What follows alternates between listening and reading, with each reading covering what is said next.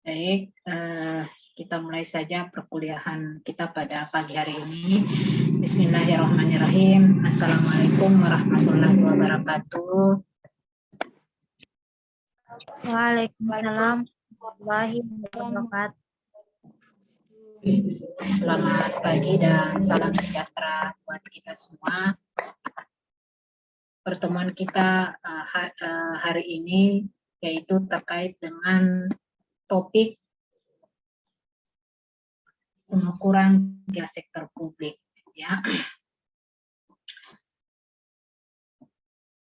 Sambil menunggu teman yang lain bergabung, kita mulai saja perkuliahan ini.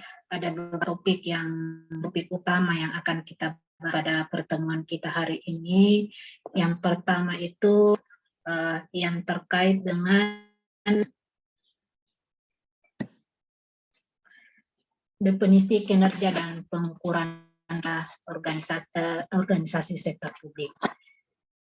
Yang akan kita diskusikan bersama yaitu yang terkait dengan fokus pengukuran kinerja sektor publik, dan yang topik berikutnya yaitu manfaat pengukuran kinerja sektor publik, dan selanjutnya topik yang akan kita diskusikan bersama di pada pertemuan kita kali ini terkait dengan perbedaan pengukuran kinerja sektor publik dan swasta. Saya kira ini topik-topik yang akan kita diskusikan ke depan. Saya berharap adik-adik mahasiswa bisa memberikan tanggapan, ya. Jadi kalau ada yang mau bertanya, silakan bertanya sesuai dengan topik kita kali ini. Tentu tidak terfokus pada topik utama yang saya sampaikan ini, tetapi kalau ada istilahnya diskusi-diskusi tambahan akan kita bahas bersama dalam pertemuan kita hari ini.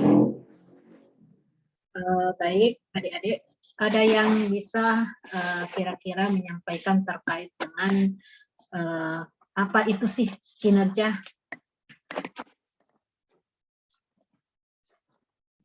Atau kira-kira manfaatnya, atau ada yang sudah pernah membaca terkait dengan kira-kira apa perbedaannya pengukuran kinerja sektor publik dan swasta?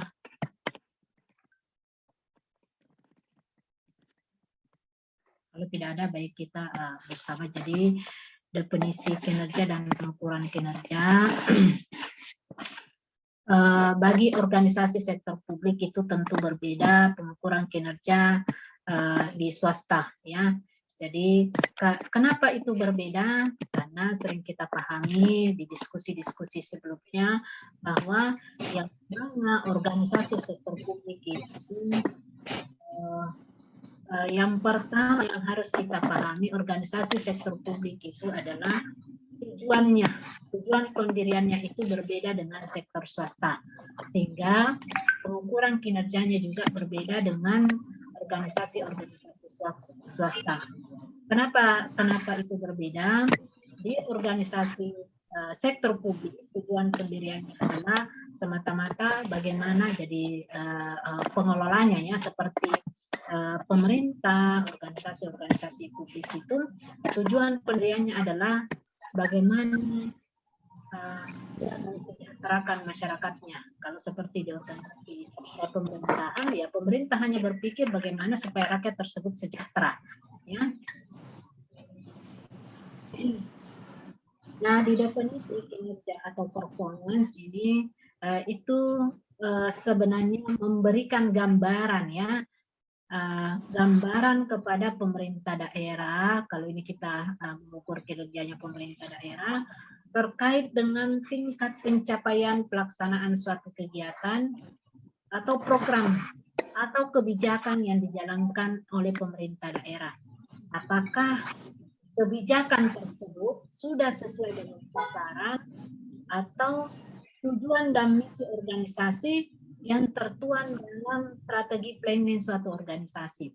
Jadi kalau dari pemerintahan daerah kita mengukur kinerjanya apa yang tertuang dalam seperti misinya, atau kita melihat kita mengukur kinerjanya berdasarkan dari RPJMD-nya pemerintah daerah, gitu ya. Atau melihat dari program yang dijalankan oleh pemerintah daerah, ya.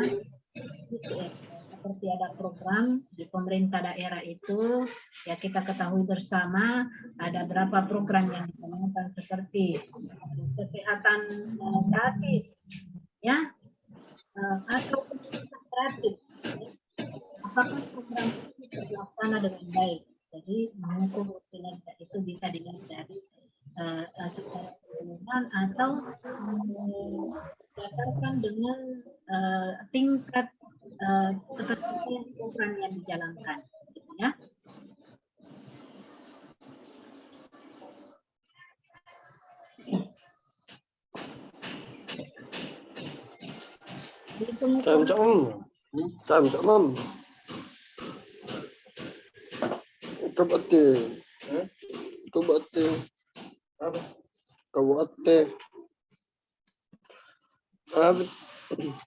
Pengukuran kinerja itu adalah suatu metode atau alat yang digunakan untuk mencatat atau menilai pencapaian pelaksanaan program berdasarkan tujuan. Jadi, Syahrul kok. saya jelaskan tadi bahwa contoh programnya terkait dengan pendidikan gratis, ya, pendidikan gratis.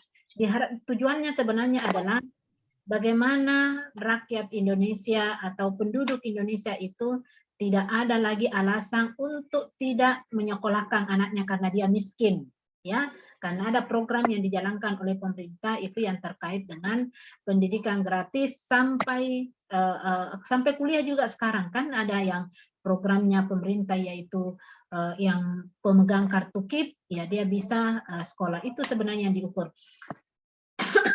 Kalau kita mau mengukur tadi ini, apakah betul-betul bermanfaat tadi ini program, ya salah satu indikator yang bisa kita lakukan, ya seperti kita lihat apakah, contohnya mungkin di Sulawesi Selatan, apakah penduduk Sulawesi Selatan itu dengan adanya tadi ini program pendidikan gratis, apakah tingkat ya buta hurufnya menurun atau malah meningkat? Ya, itu bisa kita lihat ya, jadi kita ukur ya.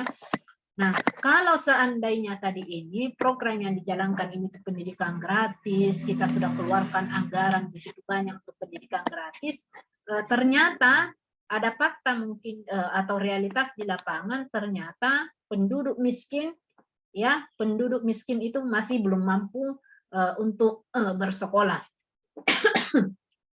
Nah, seperti itu.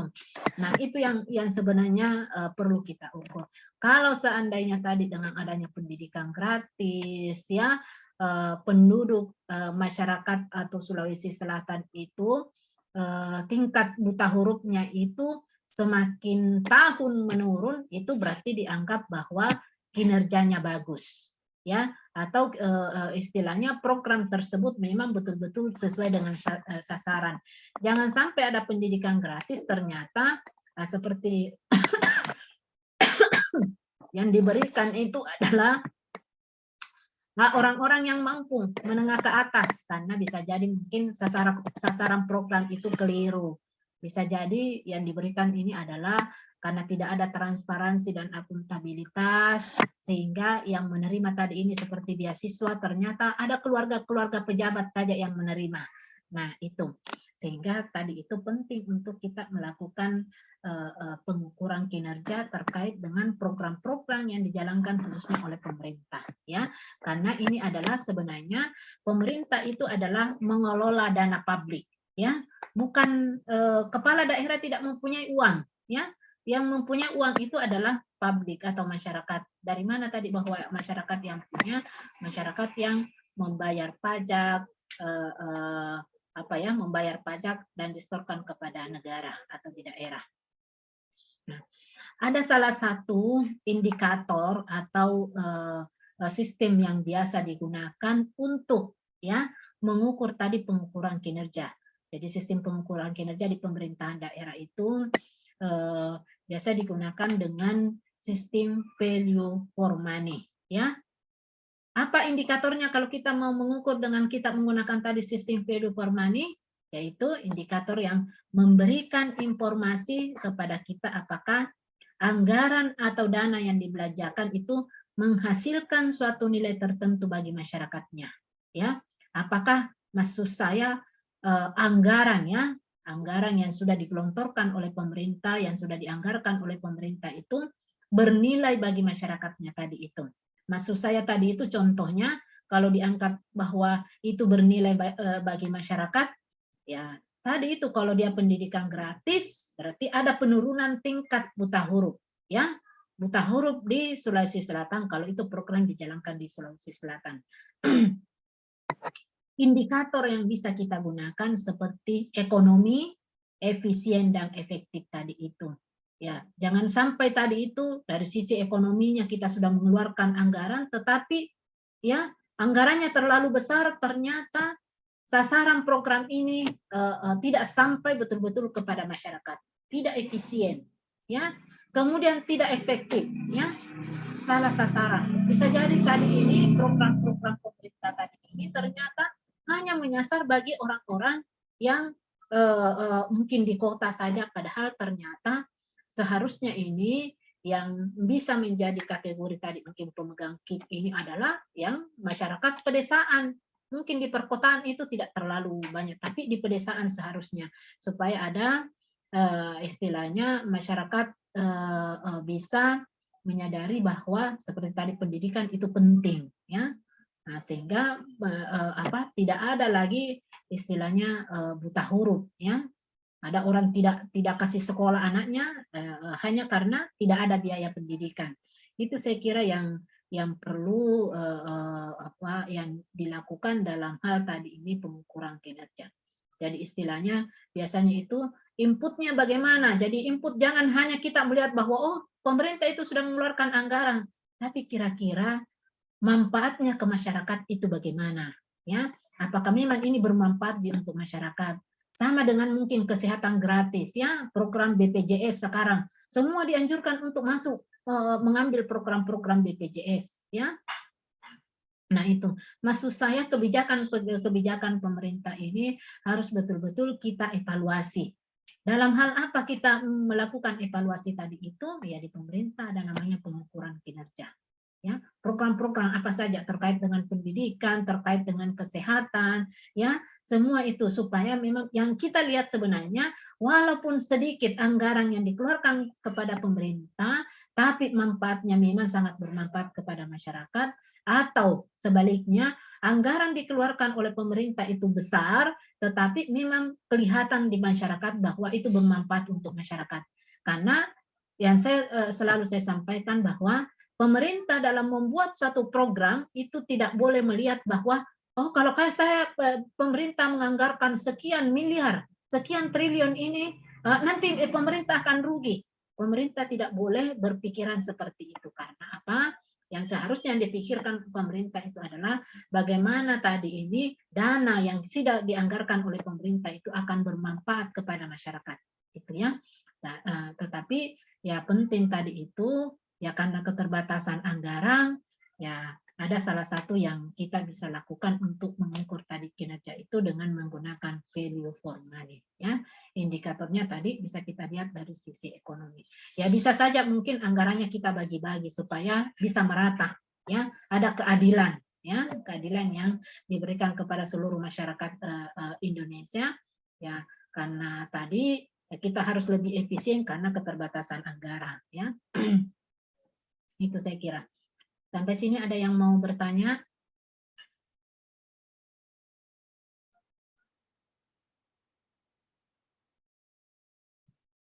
Siapa?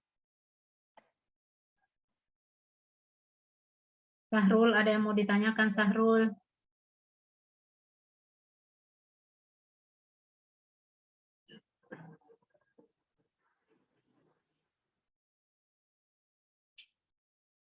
Oke, saya kira kalau dipahami ya syukur ya, nih adik-adik semua ini sudah memahami terkait dengan apa topik-topik tadi. Nah, di kalau kita berbicara terkait dengan pengukuran kinerja sektor publik, ada fokus-fokus pengukuran yang bisa dilakukan ya. Di fokus pengukuran kinerja itu, yang pertama adalah ya semua jasa dan produk yang dihasilkan organisasi sektor publik ditujukan untuk memenuhi harapan dan keinginan pelanggan atau masyarakat ya. Jadi semata-mata untuk memenuhi. Jadi fokus pengukurannya itu bagaimana untuk memenuhi harapan dan keinginan masyarakat ya. Jadi yang dianggap sebagai pelanggan itu adalah masyarakat. Akan berbeda dengan ya seperti di sektor swasta adalah ya pasti ditujukan untuk memenuhi harapan dan keinginan dari para pemegang saham. Itu ya, itu perbedaannya. Tetapi kalau kita di organisasi sektor publik itu adalah karena yang menjadi donatur, yang menjadi pemegang sahamnya adalah masyarakat, organisasi-organisasi sektor publik itu ya siapa saja, ada pemerintah seperti yayasan itu kan memungut dana dari masyarakat. Seperti di yayasan kita di Setia LPI ya, pemegang sahamnya siapa? Pemegang sahamnya adalah mahasiswa. Ya, karena mahasiswa yang membayar tadi menyetor kepada yayasan untuk pembayaran per semester ya. Jadi pemegang sahamnya adalah masyarakat atau mahasiswa. Nah, yang kedua, pengukuran kinerja sektor publik ini berfokus pada penilaian tingkat ketercapaian harapan dan keinginan pelanggan atau masyarakat. Jadi bagaimana tingkat ketercapaiannya? Tadi itu ya kira-kira kalau anggaran kita sudah keluarkan berapa juta atau berapa miliar, apakah tadi ini sudah sesuai atau bermanfaat bagi masyarakat tadi? Ya, ada anggaran-anggaran pemerintah yang dikeluarkan, seperti tadi ada pendidikan gratis, kesehatan gratis, atau untuk istilahnya anggaran-anggaran untuk pemenuhan hak dasar warga, ya. Hak dasar warga. Apakah memang tadi ini sudah sesuai dengan ketercapaiannya? Makanya di setiap 1 tahun anggaran itu biasanya dilakukan evaluasi. Atau kita mungkin mengevaluasi terkait dengan RPJMD-nya, ya, jangka waktunya 5 tahun. 1 tahun pertama pencapaiannya berapa persen tadi ini, ya? Atau biasanya di akhir-akhir ya seperti di APBD itu ya biasanya di pemerintahan daerah itu saya loh kok ini sudah bulan Juni kok baru 20% terserap anggaran ya, apa kira-kira masalahnya? Itu semua akan dicari ya. Kemudian selanjutnya aspek-aspek pengukuran kinerja sektor publik ya. Aspek-aspek pengukurannya itu tadi ada input, prosesnya bagaimana, outputnya, outcome-nya, dan benefit-nya. Jadi tidak saja kita lihat bahwa ini yang keliru biasanya di pemerintahan daerah. Iya kita kan sudah anggarkan, ya itu anggaran untuk pendidikan gratis itu 20% dari total APBD-nya, ya. Tapi iya itu terkait dengan input. Tapi kira-kira bagaimana prosesnya, ya? Prosesnya tadi ini ya 20% ini prosesnya tadi ini ya seperti mungkin ya mahasiswanya ya, mahasiswa yang diberikan tadi ini terkait dengan beasiswa ya, apa kira-kira apa penilaiannya, apa indikatornya sampai dia mendapatkan tadi seperti kartu KIP ya. Kemudian yang ketiga adalah terkait dengan kelompok keluaran atau outputnya. Sesuatu yang diharapkan langsung dapat dicapai oleh suatu kegiatan yang dapat berwujud maupun tidak berwujud. Ya, outputnya, keluarannya tadi ini. Ya, dengan adanya tadi kartu KIP, ya, apakah betul-betul ini mahasiswa ya bisa mungkin belajar lebih giat lagi. Ya, salah satu mungkin ya bisa outputnya bahwa mahasiswa ini mungkin orang yang tidak mampu diberikan kesempatan untuk kuliah itu kan suatu kebahagiaan tersendiri, ya. Kemudian kelompok hasil atau outcome-nya, segala sesuatu yang mencerminkan berfungsinya keluaran kegiatan pada jangka menengah yang mempunyai efek langsung, ya. Outcome-nya tadi, ternyata efeknya itu dengan adanya kartu KIP ini tidak ada lagi ya warga-warga miskin yang punya alasan bahwa saya tidak kasih kuliah, saya punya anak hanya karena tidak ada pendidikan. Nah, jadi sesuai dengan amanah perundang-undangan bahwa setiap warga negara berhak untuk mendapatkan ya terkait dengan mungkin perlindungan, terkait dengan pendidikan, ya, terkait dengan jaminan kesehatan itu dijamin. Ya. Program inilah sebenarnya yang diharapkan oleh pemerintah. Kemudian kelompok manfaat tadi itu adalah sesuatu yang terkait dengan tujuan akhir dalam pelaksanaan kegiatan. Jadi manfaatnya kira-kira bagaimana? Oh, manfaatnya tadi ini ternyata dengan adanya program tadi itu Kartu Indonesia Pintar, ya, nah, ternyata memang sangat berdampak sekali dengan masyarakat, ya. Ada angka penurunan terkait dengan buta huruf, ya. Nah, terus karena ini semua akan sadar terkait dengan pendidikan, ya dari sisi ekonominya, ya, atau dari sisi sosialnya, dari tingkat mungkin kriminalitasnya karena tidak ada lagi yang stres gara-gara mau kuliah, tidak dibiayai oleh orang tuanya sehingga dia mereka stres, ya. Mungkin dia membuat suatu pergaulan, ya. Nah, dengan adanya seperti itu ya kira-kira bermanfaat, ya, bermanfaat bagi masyarakat. Nah, intinya itu bagaimana semua program-program yang dijalankan pemerintah itu bermanfaat kepada masyarakat, ya.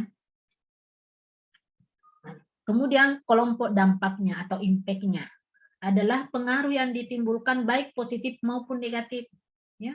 Kita melakukan, jadi harus melakukan kajian tadi itu, diukur pengukuran kinerjanya, bagaimana kira-kira dampaknya, baik itu secara positif maupun negatif, ya.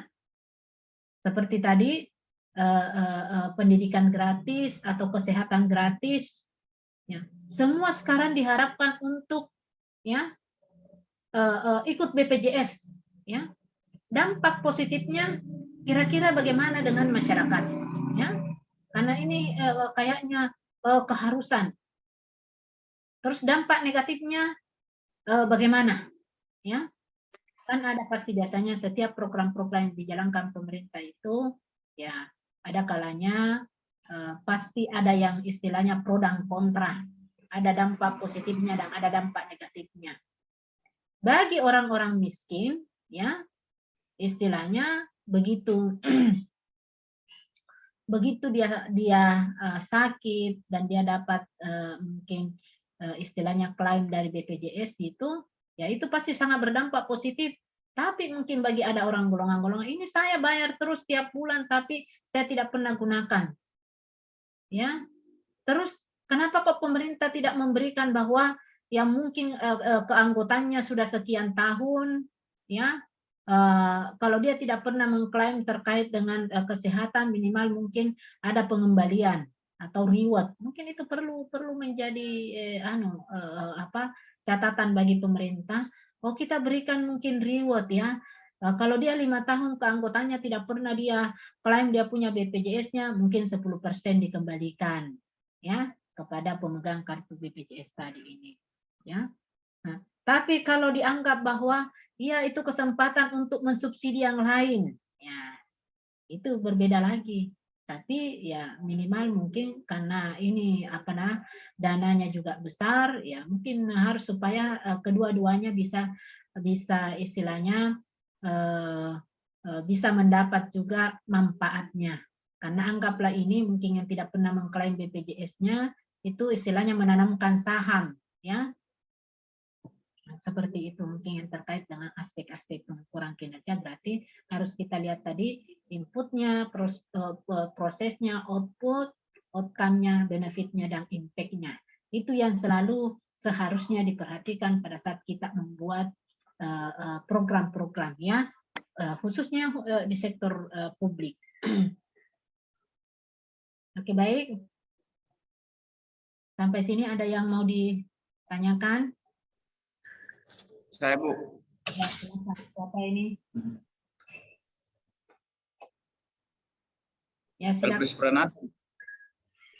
Kan misalnya kalau pengukuran kinerja pada sektor lembaga-lembaga pada sektor publik itu, kalau bagaimana kalau misalnya suatu daerah ini kena bencana, Bu? Ya. Bagaimana caranya ukur kinerjanya ini sektor publik kalau ada bencana? Ya. Bisa. Oke. Siapa tadi yang bertanya ini? Nggak kelihatan wajahnya. Siapa namanya? Elvis Pranata, Bu. Elfred, ya. Oke. Nah, saya kira begini ya. Walaupun jadi ini program untuk pengenang bisa saja mungkin ya tiba-tiba ini kan kita tidak pernah tahu di suatu daerah itu ada tiba-tiba bencana ya. Tapi begini, saya kira di pemerintah daerah itu selalu menyiapkan ada namanya bantuan dana untuk sosial ya. Bantuan dana sosial ya. Itu diperuntukkan untuk jika terjadi. Jadi program itu sebenarnya ada pemerintah selalu harus menyisihkan ke situ. Ada program, jadi biasanya ditangani oleh dinas sosial. Jadi ada bencana atau tidak ada bencana, ya pemerintah mengalokasikan terkait dengan program tersebut. Jadi untuk menangani tadi itu kalau ada bencana, ya. Tetapi saya kira begini. Kenapa kita harus mengukur juga ya kalau ada bencana seperti di daerah seperti itu, karena jangan sampai tadi ini kan biasanya di pemerintah itu kita tidak bisa juga pungkiri biasanya program-program seperti kemarin ini COVID-19 ya. Nah, itu kenapa, apakah memang tadi ini program yang sudah kita keluarkan, anggaran yang sudah kita keluarkan sebegitu besarnya, apakah menurunkan tadi ini tingkat penderita COVID ya? Ya buktinya sekarang tahun ini kan jadi 2 tahun terakhir itu bagaimana pemerintah mengalokasikan dana untuk program penanganan COVID-19. Nah sekarang ini 2022 sudah lumayan menurun ya. Jadi kalau kita mengukur kinerjanya ternyata ya minimal itu benefitnya yang terkait dengan tadi pelaksanaan program bencana itu kan dianggap bahwa bencana ini COVID-19 itu terjadi penurunan ya. Berarti pemerintah seandainya mungkin setiap tahun kok sampai 20 tahun tidak pernah kita sudah divaksin, kita sudah vaksin sampai 3 kali malah kok ini COVID semakin meningkat setiap tahun, berarti kan kinerja dari pemerintah daerah ini kan istilahnya jelek ya.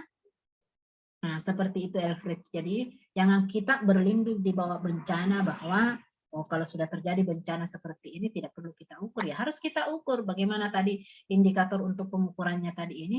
Nah, ini semakin menurun.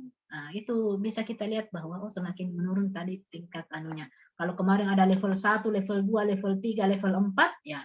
Sekarang orang sudah bebas untuk tidak memakai masker di tempat umum. Gitu ya, itu menjadi salah satu keberhasilan. Ya, gitu. Oke. Ada yang lain?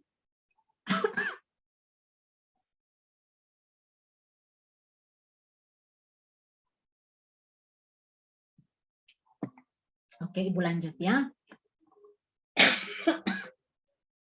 Aspek-aspek pokok dalam pengukuran kinerja organisasi komersial ya.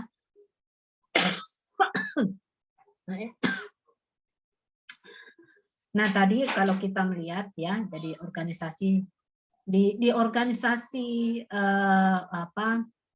swasta ya, kalau dia mengukur kinerjanya organisasi, kalau dia komersial ya, aspek pokok yang biasa dia lihat itu adalah yang pertama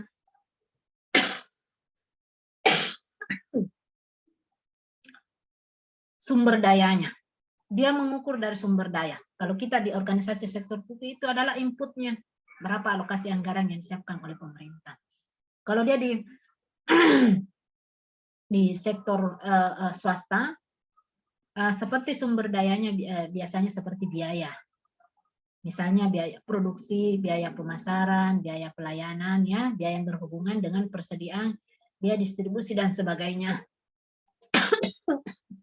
Kemudian yang terkait dengan aset itu adalah biaya persediaan. Kemudian tadi kalau kita melihat terkait dengan outputnya di sektor swasta, ya, kalau mau dia lihat outputnya itu ukurannya itu terkait dengan dia melihat dari informasi posisi keuangannya, ya, baik itu terkait dengan jumlah penjualannya, terus laba atau keuntungan dan return on investment. Nah, ini seperti outputnya tadi keuangan, ya.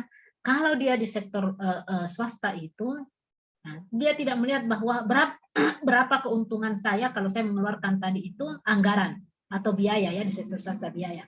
Dia tidak melihat seperti itu, tetapi dia hanya melihat bagaimana manfaatnya kepada masyarakat. Ya. Kalau kita di sektor swasta pasti berhitung terkait dengan seberapa besar biaya yang dikeluarkan dengan keuntungan yang akan nanti saya dapatkan. Makanya di sektor swasta itu ada semboyannya, mengeluarkan biaya sekecil mungkin untuk mendapatkan keuntungan sebesar mungkin. Nah, di sektor publik ya tidak boleh melakukan seperti itu. Kemudian dilihat dari waktu respon pelanggan, ketepatan waktu pengiriman. Jadi dia betul-betul harus melihat ya respon ke pelanggan, bagaimana istilahnya pelanggan itu adalah raja, ya. Kemudian dia harus memperhatikan terkait dengan kualitas, baik itu dengan memperhatikan tadi apa keluhan-keluhan dari pelanggan. Tadi karena saya sudah bilang bahwa pelanggan itu adalah raja, maka dia harus memberikan pelayanan yang terbaik kepada konsumen atau pelanggannya. Tetapi kalau kita di sektor swasta ya secara keseluruhan kepada masyarakat, ya.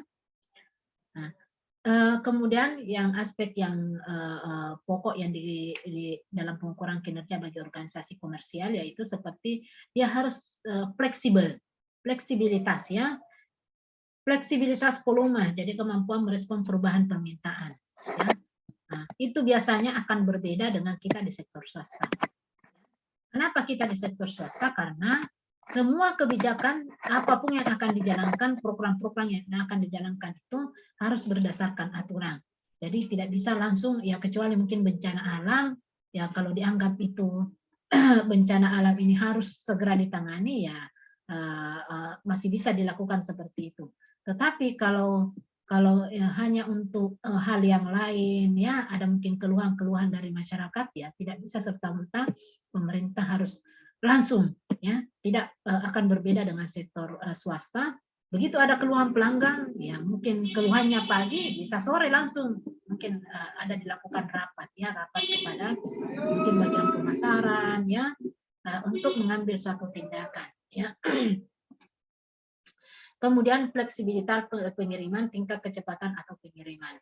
Fleksibilitas campuran kemampuan melayani berbagai jenis permintaan, ya. Sama seperti tadi, kalau dia fleksibel, ada permintaan tiba-tiba, ya.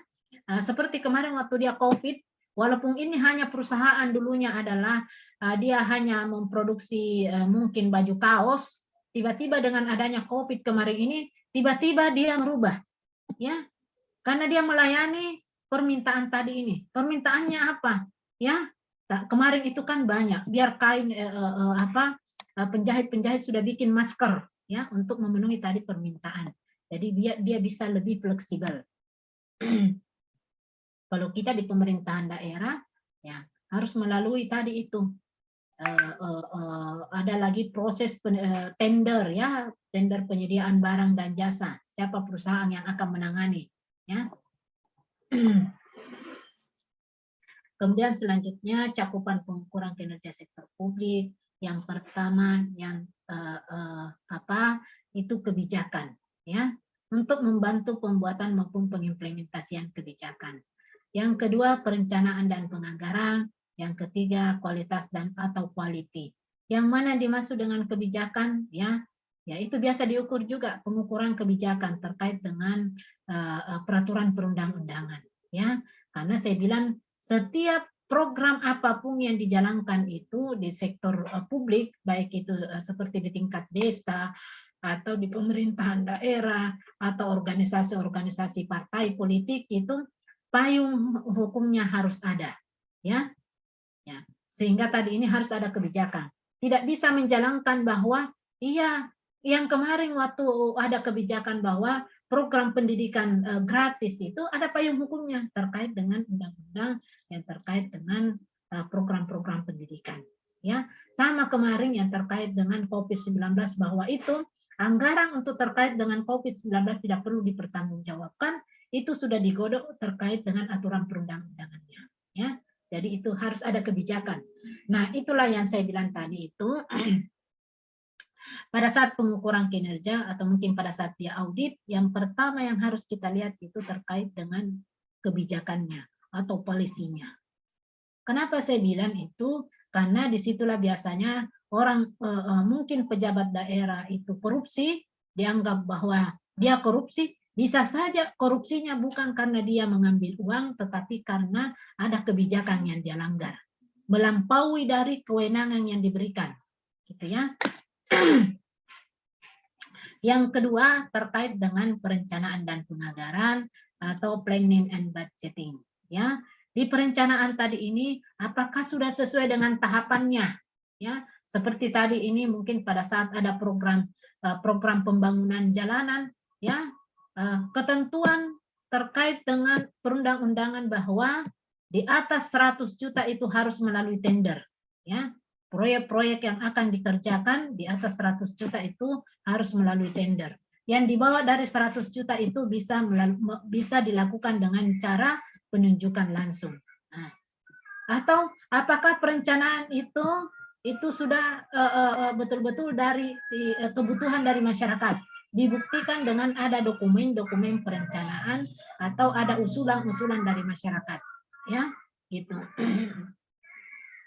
Kemudian kualitas atau kualitinya untuk memajukan standarisasi atau jasa yang diberikan maupun keefektifan organisasi.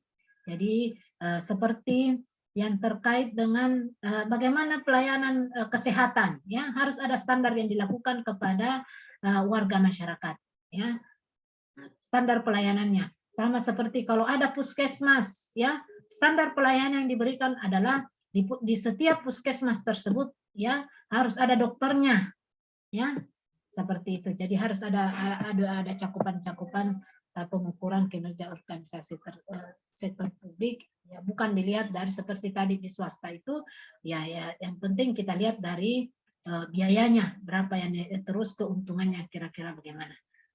Yang keempat terkait dengan ekonomi, ya, kehematan. Mereview tadi itu pendistribusian dan keefektifan penggunaan sumber daya, ya. Kemudian yang kelima adalah memenuhi tadi unsur keadilan, ya, seperti kesehatan gratis, ya. Kesehatan gratis itu jangan menganggap bahwa wah itu pemerintah tidak adil.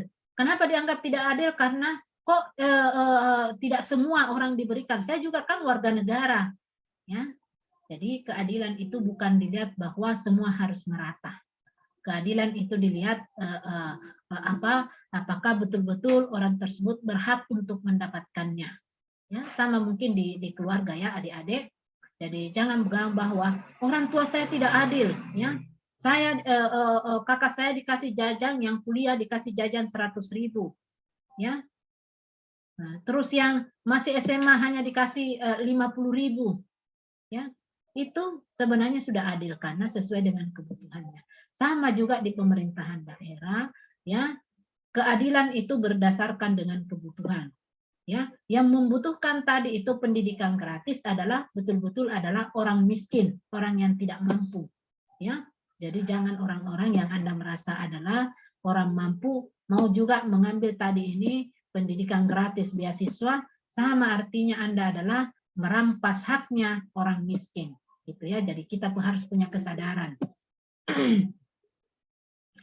Kemudian yang keenam adalah pertanggungjawaban atau accountability, ya untuk meningkatkan pengendalian dan mempengaruhi pembuatan keputusan. Jadi kenapa itu diharapkan bahwa semua tadi itu organisasi-organisasi sektor publik khususnya dalam mengelola tadi organisasi itu harus akuntabel, ya. Itu harapannya adalah supaya tadi dengan adanya akuntabilitas, adanya transparansi agar pemerintahan tersebut lebih baik lagi. Pengelolaan tata kelola organisasi pemerintahan atau tata kelola organisasi sektor publik itu diharapkan akan lebih baik dengan adanya tadi akuntabilitas, ya. Ada keterbukaan kepada publik, ya. Nah, sehingga mungkin seperti pemerintah daerah atau eksekutif dan legislatif tadi itu bisa mengambil suatu keputusan terkait dengan program-program yang dijalankan, ya. Kalau seandainya tadi ini pendidikan gratis itu ternyata, ya, tidak menurunkan angka putus sekolah, ya, istilahnya untuk apa kita lanjutkan. Sama dengan pemberian mungkin bantuan langsung tunai kepada rakyat miskin, apakah tadi ini bantuan itu secara tunai apakah bermanfaat kepada masyarakat atau hanya lebih memanjakan masyarakat untuk mereka tidak berusaha, ya. Bagi ibu, ya, seharusnya betul-betul ini harus dilihat, ya, sasarannya tadi itu bantuan langsung tunai. Jangan-jangan, ya, ada yang ibu lihat bahwa yang penerima bantuan langsung tunai itu, ya, setiap bulan dia hanya menyicil kendaraan, ya. Jadi ada beberapa. Jadi mungkin harus kita betul-betul harus turun, harus kita ukur kira-kira dampaknya ini terhadap masyarakat terkait dengan bantuan langsung tunai tadi ini. Apakah hanya, ya, malah dininabobokan tadi ini karena dia berpikir tidak perlu saya berusaha karena saya sudah mendapatkan dari pemerintah setiap bulan, gitu, ya.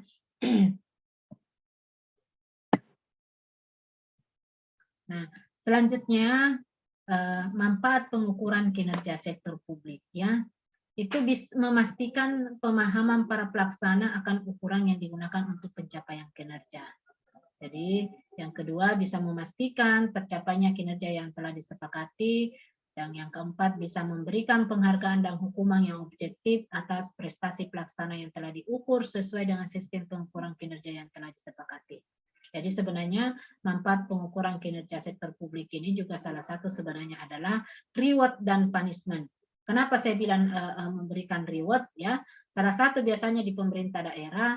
Jadi kalau dia berhasil menjalankan suatu program ini, ya biasanya mungkin dia mendapatkan jabatan yang lebih tinggi. Ada juga kalau dia gagal, ya gagal biasanya mungkin ya dimutasi, ya seperti pergantian kepala dinas kalau dia mungkin ada kegagalan di instansi yang dia pimpinnya. Sebenarnya di situ juga manfaat dari pengukuran kinerja sektor publik. Jadi kalau memang maksud saya orang-orang yang berkinerja bagus, ya setidaknya dia mungkin bisa dinaikkan pangkatnya atau bisa mungkin menduduki posisi-posisi yang lebih tinggi dari jabatan sebelumnya. Jadi ini juga terkait dengan reward dan punishment, gitu, ya. Oke, sampai sini ada yang mau didiskusikan?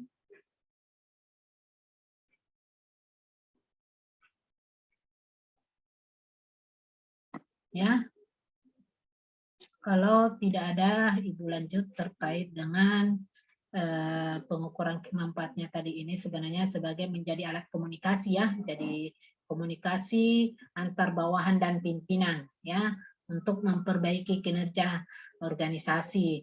Yang keenam juga bisa mengidentifikasi apakah kepuasan pelanggan sudah terpenuhi atau tidak, membantu memahami proses kegiatan instansi pemerintah.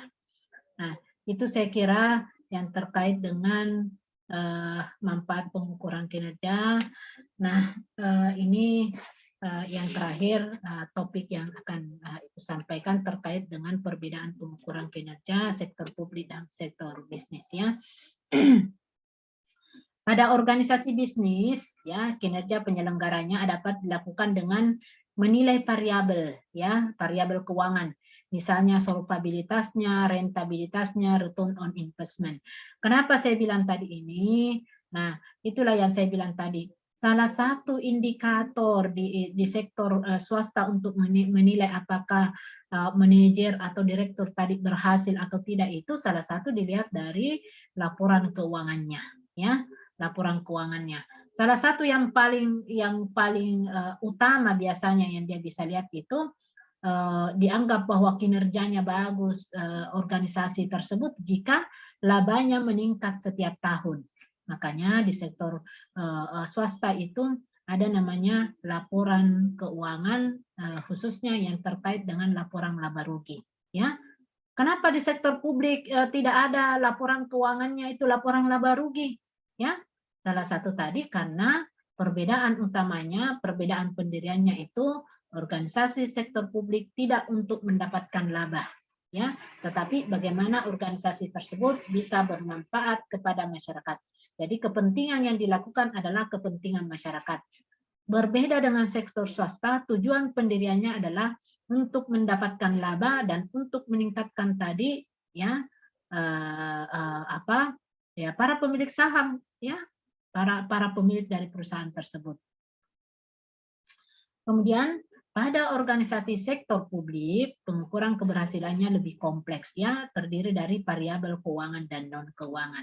Jadi tidak semata-mata bahwa dilihat dari aktivitas dari keuangan tersebut atau dilihat dari laporan realisasi anggarannya. Oh, anggaran yang dia sudah alokasikan itu 20% untuk pendidikan, 20% untuk kesehatan, ya. Tetapi dia lihat juga dari informasi-informasi tadi non keuangan. Ya, yang mana tadi yang non keuangan, apakah anggaran tadi itu terkait dengan pendidikan gratis bisa betul-betul menurunkan angka putus sekolah. Kalau dia istilahnya program kemiskinan, bantuan langsung tunai tadi ini, apakah menyasar betul-betul orang miskin? Ya, apakah dengan adanya bantuan langsung tunai tadi ini tidak ada lagi masyarakat yang gizi buruk? Ya, seperti itu. Nah, itu yang berupa informasi dan keuangannya. Jangan sampai seperti ada kejadian tahun berapa itu di Sinjai atau di Makassar juga ada masyarakat yang penduduknya gizi buruk, ya. Padahal pemerintah kok gencar-gencarnya mengalokasikan anggaran yang terkait dengan program kemiskinan, ya. BLT yang dilakukan yang dialokasikan oleh pemerintah itu mulai dari pusat sampai di tingkat pemerintah daerah mengalokasikan untuk itu. Tapi kok masih ada yang putus sekolah, masih ada yang gizi buruk. Nah, itu yang harus disasar dalam pemerintahan daerah ya. Jadi kalau kita melihat bahwa di pemerintahan daerah itu bukan saja dilihat dari berapa laba yang diuntungkan, tidak ada seperti itu. Ya, pengukuran kinerja yang bukan dilihat dari indikator seberapa besar laba yang yang diperoleh oleh pemerintah. Nah, itu yang saya bilang bahwa jangankan laba yang diperoleh, menyimpang uang saja di bank, pemerintah daerah itu dianggap gagal apabila ada saldo bank di setiap akhir periode. Ya, saldonya banyak. Ya, kenapa kok ada istilahnya jalanan tidak diperbaiki sementara pemerintah daerah menyimpan saja uangnya di bank? Ya, itu adalah salah satu kegagalan dari pemimpin daerah tersebut. Nah, saya kira itu yang terkait dengan perbedaan pengukuran kinerja sektor publik dan sektor swasta. Kalau ada yang mau ditanyakan, silakan silakan ditanyakan ya. Saya kasih kesempatan.